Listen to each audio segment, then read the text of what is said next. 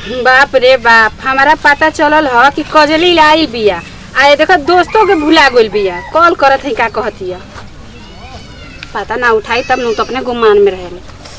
Hello hello.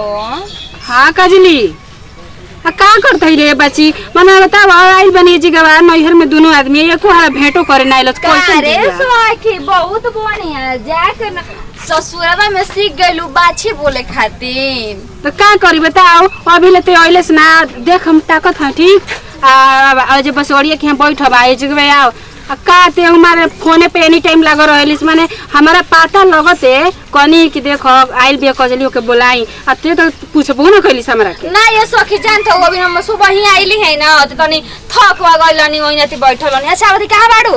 हां बानी जब बसवड़िया तो बैठल। ठीक है आवा तनी। हां ठीक के बा?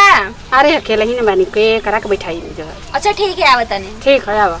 टेंशन काइला ससुराल में रहेला त का शरीर पे बीतेला और नैहर में ओइले में का ऐस मौज मिलेला। ऐसा ऐस मौज कहां से मिले के कहां गइल प्रियंका कहो तो यही बात है। हां एकदम पहिलहू से फर्जीए बिया, अभी तक ले ना आइल। कॉलो लगैला उठावत नहीं खे। अरे सखी चल कैसे बड़ू? देख के मैं कैसा लगा था चका चक ना बनी। हाँ ठीक है ओए, भाई हम तोरा कैसे करता लेकिन अच्छा हम बानी। चला बढ़िया रही चल तनी बसोड़िया तुम्हारा चल तो चल। ए सखी सही कहताड़ो जमन नैहर में मजा बा ससुरे में ना बा। बा भौजाई बाड़ी से तो बैठल बैठल खियावा ताड़ी से ओ जिगवा त दिन रात लौड़ी जैसन काम करत रह। तो का होला लगेला नु के तर सखी जाए तो हमनी काइल में त घूम टहल के तनी ऐस हमरा लागेला नु काजल कि सदिया को पे मर्दा ले जावा तो खाना बना खता। घर में हाल बा चाहे केतनो इसन हमें चल जेबू ना बाकी हाथ चलावे के पड़ जब तक खाना चलेगी तो गुजारा ना हो। तो ना पढ़बू लिखबू लेकिन सिला फुकनी के है ना हमको कहे के पड़े। हाँ ये सखी लगा तक स्थिति यही गिरौले बाटे का। अरे बाप रे बाप चप्पल पे बैठब देखो तो ना बाबू के कहले बाबू बसवड़िया कटवा दो, कटवा के नामे नहीं खले तो। अरे ये सखी बसवरिया काहे कटबैबो यही बसवरिया में मालूम बा हमनी के लकड़ी बीन बीन के हमनी के गुड्डी गुड्डा बना बना के खाना बनावत जे गुल्ली डंडा खेलत रही जा गुल्ली डंडा खेलत ने हमनी के बचपन के याद के तू कटवा देबू। ये काजल आई सोना के का? हां जानता हमार सास देले रहनी मुंह देखाई। ए रहे तो तहार के बहवा हमार देख हे जी गवाले हमार तो सास एकदम समझिए ना कि हीरे हड़ी और देख ल तार मान ला हो 10-20 हजार के हमार तो 50 हजार के हम। ए सखी तनी हम गरीब घर में गले तू अमीर घर में ना तनी हमार छोटा छोटा बा तोहार तनी बड़ा बड़ा बा। तोहार का जने जान तोड़ू काजल हमार मरन इंजीनियर हवे जानलू।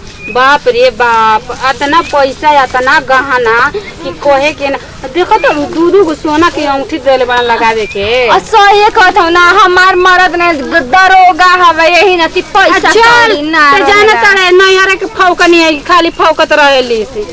हाँ सही कहता तो के तो ससुरा में सब कुछ मिलल बा। ए प्रियंका हमें का मिलल कुछ नहीं हम भिखारी घर में गइले ना। हाँ तो देख बाप रे 150 वाला लुगा पहले भाई देख 2000 का लुगा हमार ननद देले बा। चाहे केतना कमजोर हो के फटा हो के शरीर ढपल बना आ होय देख हमार मर्द ना जब आवे लगनी है ना तो कहला मैं ऐसा चूड़ी पहन के ससुरे में जाइबू नैहरे में तो होय देख कितना बढ़िया किन के तुरंत दे। ए राम ई का बा होय देख है देखो नु कितना अच्छा लगता चमचम बुझाता लाइट कोनो देखे से तो आंख चनरे आंखें बचा के रख। आ जान ताड़ी हो ऐसा कंगनवा चूड़िया ना हमरे उठी किचनवा में फेकल रहेला लइके कोले करी खाना न कोले गिरा देवाला फेंक देवाला फेकल रही तो पहिन के कच कर कुछ कहले का ना कोहे का लंकत नहीं खे। जान ताड़ी है जो है बाल नकिया मत के नथुनिया 100 रुपया वाला होई 100 रुपया वाला सोना के हमार भसर मुंह दिखाई देले रहना ना है देख ले हमर केते गो मंगलसूत्र चढ़ाइले रहन हमर सास व ससुर। अब तो हाय देख हमार मरद ना जब शादी भइल ना तो हमरे गोटई में इहे डलले रहले मंगलसूत्र। तो तोर है मन नकली है हमर देख ना यार यार कितना चमकत है नकली तो के लगता हीरा के मोती चढ़ल बा अब तो के का मालूम बा।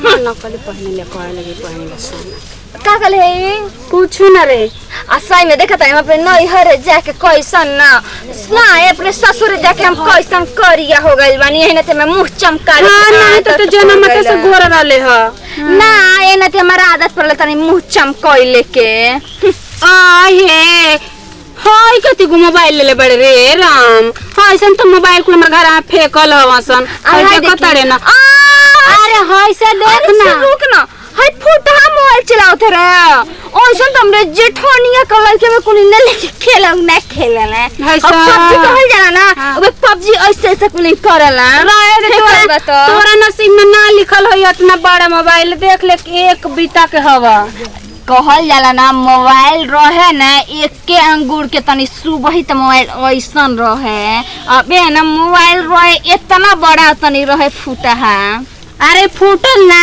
हो ई मॉडल है नया मेल बते का जन 20 सही कहल जाला करिया अक्षर भइस बराबर का जानी कौन मॉडल है कौन मॉडल नहीं। नमस्कार प्रणाम हम बने प्रियंका प्रीत नमस्ते प्रणाम हम काजल सिंह बोलत है रोज कैसे वीडियो देखने वीडियो सुनो खास संदेश ना रहली है रहो तो इंसान अपने ससुर से आवेला लड़की के बियाह शादी हो जाला त कैसे जाए भौकारी करेला फेकेला त हम ससुर में हई बा हाउ बा ऐसा ना कर जाए गलत बात है सहेली सहेली होली नीच ना दिखावे के हां केहू के ना रखल चाहे इंसान गरीबे घर में जाए अमीरे घर में ससुराल ससुराल होला ऐसे बेइज्जती इज्जत केहू के ना लेल जाए। चलिए अगर वीडियो अच्छा लगी तो लाइक करो कमेंट करो शेयर करो और का बेल घंटी दबावल मत भूलो। चलिए वीडियो के साथ लेते हैं विदाई अगले वीडियो में फिर से मिल जाए बाय।